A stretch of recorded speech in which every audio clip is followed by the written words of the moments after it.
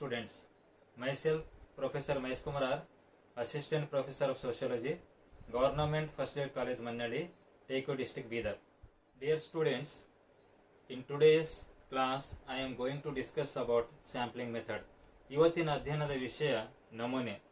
ಇದರಲ್ಲಿ ಬರ್ತಕ್ಕಂಥ ವಿಷಯಗಳು ಹೀಗಿದ್ದಾವೆ: ಪೀಠಿಕೆ ಇಂಟ್ರಡಕ್ಷನ್, ಸೆಕೆಂಡ್ ನಮೂನೆಯ ಅರ್ಥ ಮೀನಿಂಗ್ ಆಫ್ ಸ್ಯಾಂಪ್ಲಿಂಗ್, ಥರ್ಡ್ ನಮೂನೆಯ ವ್ಯಾಖ್ಯೆಗಳು ಡೆಫಿನಿಷನ್ಸ್ ಆಫ್ ಸ್ಯಾಂಪ್ಲಿಂಗ್, ಫೋರ್ತ್ ಉತ್ತಮ ನಮೂನೆಯ ಲಕ್ಷಣಗಳು characteristics of A good sample, fifth ನಮೂನೆಯ ವಿಭಿನ್ನ ವಿಧಾನಗಳು ಅಥವಾ ಪ್ರಕಾರಗಳು different methods or types of sampling, sixth conclusion. Now I am going to discuss about introduction, PTK.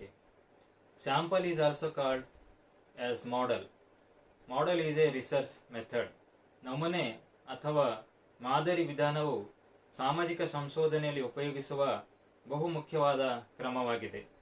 ಅಲ್ಲದೆ ಈ ಸಾಮಾಜಿಕ ಸಂಶೋಧನೆಯ ಕ್ಷೇತ್ರವು ಬಹಳ ವಿಶಾಲವಾಗಿರುವುದರಿಂದ ಅದನ್ನು ಒಂದೇ ಬಾರಿಗೆ ಅಧ್ಯಯನ ಮಾಡಲು ಸಾಧ್ಯವಿಲ್ಲ.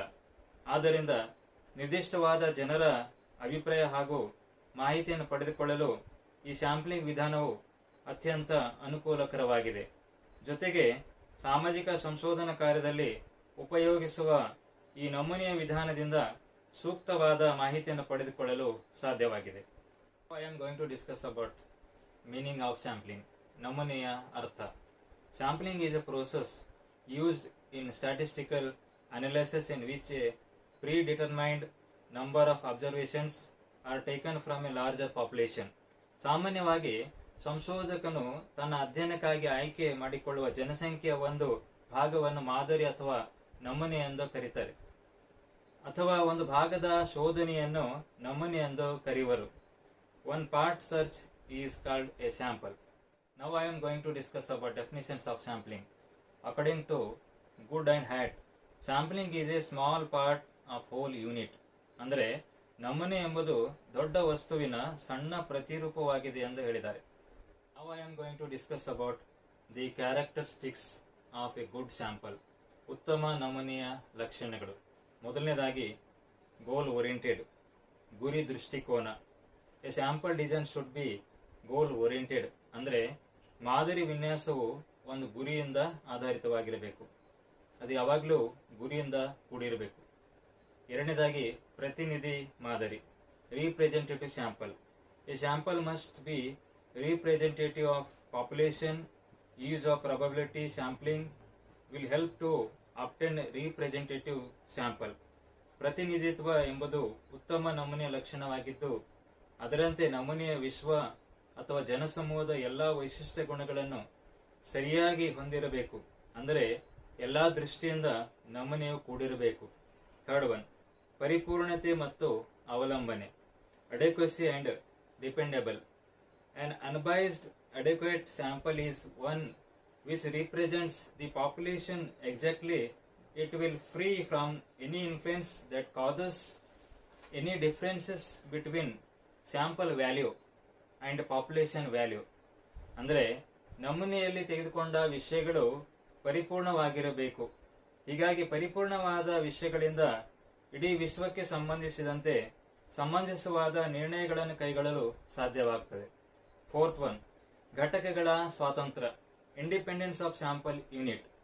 The sampling phenomenon or components must be independent. ನಾವು ಆಯ್ಕೆ ಮಾಡಿಕೊಂಡ ನಮೂನೆಯ ವಿದ್ಯಮಾನಗಳು ಅಥವಾ ಘಟಕಗಳು ಸ್ವತಂತ್ರವಾಗಿರಬೇಕು. ಹೀಗಾಗಿ ಸ್ವತಂತ್ರವಾದ ವಿದ್ಯಮಾನಗಳಿಂದ ಒಂದು ಪರಿಪೂರ್ಣವಾದ ಮಾಹಿತಿಯನ್ನು ನೀಡಲು ಸಾಧ್ಯವಾಗುತ್ತದೆ. ಫಿಫ್ತ್ ಒನ್, ನಮೂನೆಯು ದೋಷದಿಂದ ಮುಕ್ತ, free from sampling error. A good pattern should be as flawed as possible. ಅಂದರೆ ಉತ್ತಮ ನಮೂನೆಯು ಸಾಧ್ಯವಾದ ಮಟ್ಟಿಗೆ ದೋಷ ಮುಕ್ತವಾಗಿರಬೇಕು. Sometimes the selection of the pattern is not due to all the symptoms. ಅಂದರೆ ಕೆಲವೊಮ್ಮೆ ನಮೂನೆಯ ಆಯ್ಕೆಯಲ್ಲಿನ ಪ್ರಮಾದದಿಂದಾಗಿ ಎಲ್ಲಾ ಲಕ್ಷಣಗಳು ಕಂಡುಬರುವುದಿಲ್ಲ. This deficiency is called a pattern error. ಹೀಗಾಗಿ ಇಂತಹ ಕೊರತೆಯನ್ನು ನಮೂನೆಯ ದೋಷವೆಂದು ಕರೆಯುವರು. ಸಿಕ್ಸ್ತ್ ಒನ್, ಏಕರೂಪತೆ, homogeneity. A sample must not be heterogeneity. ಈ ಒಂದು ಮಾದರಿಯು ವೈವಿಧ್ಯಮಯವಾಗಿರಬಾರದು. A sampling units usually have uniformity properties. ಅಂದರೆ ನಮೂನೆಯು ಒಳಗೊಂಡ ಘಟಕಗಳು ಸಾಮಾನ್ಯವಾಗಿ ಏಕರೂಪತೆಯ ಗುಣಗಳನ್ನು ಹೊಂದಿರಬೇಕು. I am going to discuss about different methods or types of sampling. ನಮೂನೆಯ ವಿಭಿನ್ನ ವಿಧಾನಗಳು ಅಥವಾ ಪ್ರಕಾರಗಳು. The sampling method basically consist of 2 types. ಈ ನಮೂನೆಯ ವಿಧಾನವು ಮೂಲಭೂತವಾಗಿ 2 ಪ್ರಕಾರಗಳನ್ನು ಒಳಗೊಂಡಿದೆ. ಮೊದಲನೇದು ಪ್ರಾಬಬಿಲಿಟಿ ಸ್ಯಾಂಪ್ಲಿಂಗ್ ಮೆಥಡ್ಸ್, ಸಂಭವನೀಯ ನಮೂನೆ. ಎರಡನೇದು ನಾನ್ ಪ್ರಾಬಬಿಲಿಟಿ ಸ್ಯಾಂಪ್ಲಿಂಗ್ ಮೆಥಡ್ಸ್, ಅಸಂಭವನೀಯ ನಮೂನೆ. ಮೊದಲನೇದು ಪ್ರಾಬಬಿಲಿಟಿ ಸ್ಯಾಂಪ್ಲಿಂಗ್ ಮೆಥಡ್ಸ್, ಸಂಭವನೀಯ ನಮೂನೆ. In the absence of comprehensive information about a subject or phenomenon, decisions are made based on the information available. ಅಂದರೆ ಒಂದು ವಿಷಯ ಅಥವಾ ವಿದ್ಯಮಾನಕ್ಕೆ ಸಂಬಂಧಿಸಿದಂತೆ ಸಮಗ್ರ ಮಾಹಿತಿ ಇಲ್ಲದ ಸಂದರ್ಭದಲ್ಲಿ ಸಿಕ್ಕಿರುವ ಮಾಹಿತಿಗಳ ಆಧಾರದ ಮೇಲೆ ನಿರ್ಣಯಗಳನ್ನು ಪಡೆದುಕೊಳ್ಳಬಹುದಾಗಿದೆ. So this is called probability sampling. ಆದ್ದರಿಂದ ಇದನ್ನು ಸಂಭವನೀಯ ನಮೂನೆ ಎಂದು ಕರೆಯುವರು. ಸಂಭವನೀಯ ನಮೂನೆಯಲ್ಲಿ 4 ಭಾಗಗಳನ್ನು ವರ್ಗೀಕರಿಸಲಾಗಿದೆ. 4 parts are classified in a probability sampling. ಮೊದಲನೇದು ಸರಳ ಯಾದೃಚ್ಛಿಕ ಮಾದರಿ, simple random sampling. The simplest and most scientific method of closing a phenomenon in the field of research is called simple random sampling. ಅಂದರೆ ಸಂಶೋಧನಾ ಕ್ಷೇತ್ರದಲ್ಲಿ ವಿದ್ಯಮಾನಕ್ಕೆ ಆಯ್ಕೆ ಮಾಡುವ ಸರಳ ಹಾಗೂ ವೈಜ್ಞಾನಿಕ ಪದ್ಧತಿಯನ್ನು ಸರಳ ಯಾದೃಚ್ಛಿಕ ಮಾದರಿ ಎಂದು ಕರೆಯುವರು. ಸೆಕೆಂಡ್ ಒನ್, ವ್ಯವಸ್ಥಿತವಾದ ನಮೂನೆ, systematic sampling. Usually those who make slight modifications to the simple random pattern are called systematic sampling. ಅಂದರೆ ಸರಳ ಯಾದೃಚ್ಛಿಕ ನಮೂನೆಯಲ್ಲಿ ಸ್ವಲ್ಪ ಮಾರ್ಪಾಟುಗಳನ್ನು ಮಾಡಿ ಸಿದ್ಧಗೊಳಿಸಿದ ನಮೂನೆಯನ್ನು ವ್ಯವಸ್ಥಿತವಾದ ನಮೂನೆ ಎಂದು ಕರೆಯುವರು. ಥರ್ಡ್ ಒನ್, ವಿಭಜಿತ ಯಾದೃಚ್ಛಿಕ ನಮೂನೆ, stratified random sample. Stratified sampling is a type of sampling method in which the total population is divided into smaller groups or strata to complete the sampling process. ವಿಭಜಿತ ನಮೂನೆಯು ನಮೂನೆಯ ಒಂದು ವಿಧಾನವಾಗಿದೆ. ಇಲ್ಲಿ ಒಟ್ಟು ಜನಸಂಖ್ಯೆಯನ್ನು ವಿವಿಧ ಭಾಗಗಳಾಗಿ ವಿಂಗಡಿಸುವ ವ್ಯವಸ್ಥೆಗೆ ವಿಭಜಿತ ನಮೂನೆ ಎಂದು ಕರೆಯುವರು. ಫೋರ್ತ್ ಒನ್, ಸಮುದಾಯ ನಮೂನೆ, cluster sample. The community model is also called cluster sample. ಅಂದರೆ ಸಮುದಾಯದ ನಮೂನೆಯನ್ನು ಗುಚ್ಛ ಮಾದರಿ ಎಂದು ಕರೆಯುತ್ತಾರೆ. This is a method used in the mass sample research field. ಇದು ಸಮೂಹ ಮಾದರಿಯ ಸಂಶೋಧನಾ ಕ್ಷೇತ್ರ ವಿಶಾಲವಾಗಿರುವಾಗ ಬಳಕೆಯಾಗುವ ವಿಧಾನವಾಗಿದೆ.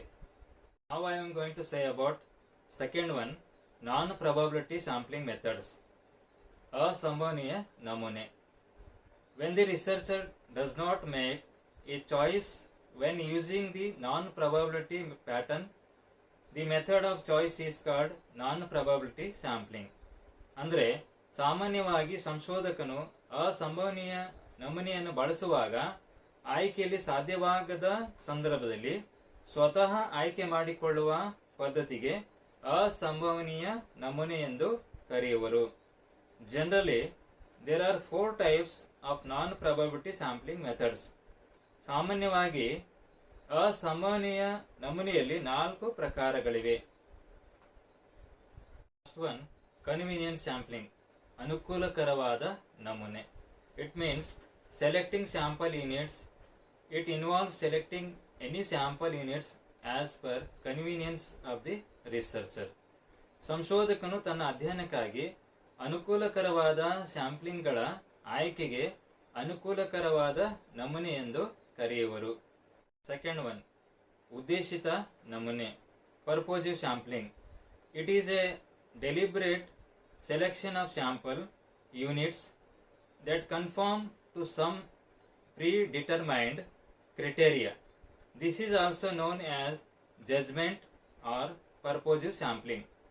ಸಂಶೋಧಕನು ತನ್ನ ಅಧ್ಯಯನಕ್ಕಾಗಿ ಕ್ರಮಬದ್ಧತೆಯಿಂದ ಮತ್ತು ಉದ್ದೇಶಪೂರ್ವಕವಾಗಿ ನಮೂನೆಗಳನ್ನು ಆಯ್ಕೆ ಮಾಡಿಕೊಳ್ಳುವ ಪದ್ಧತಿಗೆ ಉದ್ದೇಶಿತ ನಮೂನೆ ಎಂದು ಕರೆಯುವರು. ಅಗೋಚರದ ನಮೂನೆ, ಸ್ನೋಬಾಲ್ ಸ್ಯಾಂಪ್ಲಿಂಗ್.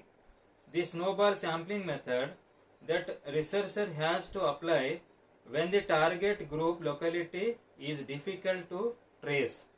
ಅಂದ್ರೆ ಸಂಶೋಧಕನು ತನ್ನ ಅಧ್ಯಯನಕ್ಕೆ ಕೆಲವು ಅಗೋಚರ ಶಾಂಪಲ್ ವರ್ಗದವರ ಸ್ಥಿತಿಗತಿಗಳ ಕುರಿತಾಗಿ ಮಾಹಿತಿಗಳನ್ನು ಸಂಗ್ರಹಿಸುವಾಗ ಈ ವಿಧಾನವನ್ನು ಬಳಸುತ್ತಾನೆ. ಫೋರ್ತ್ ಒನ್, ಪಾಲು ನಮೂನೆ, quota sampling. The role model is for the researcher to systematically classify samples based on the difficult criteria in their study. ಅಂದ್ರೆ ಸಂಶೋಧಕನು ಕ್ರಮಬದ್ಧವಾಗಿ ತನ್ನ ಅಧ್ಯಯನದಲ್ಲಿ ಪೂರ್ವ ನಿಯೋಜಿತ ಮಾನದಂಡಗಳನ್ನು ಆಧರಿಸಿ ಸ್ಯಾಂಪಲ್ಗಳನ್ನು ವರ್ಗೀಕರಿಸುವುದಕ್ಕೆ ಪಾಲು ನಮೂನೆ ಎಂದು ಕರೆಯುವರು. Now I am going to tell the conclusion, ಉಪಸಂಹಾರ. ಈ ಬೃಹತ್ ಸಮಾಜದಲ್ಲಿ ಸಾಮಾಜಿಕ ಸಂಶೋಧನಾ ಕ್ಷೇತ್ರದಲ್ಲಿ ಈ ನಮೂನೆಯ ವಿಧಾನದಿಂದ ಒಂದು ಘಟಕವನ್ನು ಆಯ್ಕೆ ಮಾಡಿಕೊಂಡು ಸಮಂಜಸವಾದ ಮಾಹಿತಿಯನ್ನು ಸಂಗ್ರಹಿಸಲು ಸಾಧ್ಯವಾಗುತ್ತದೆ.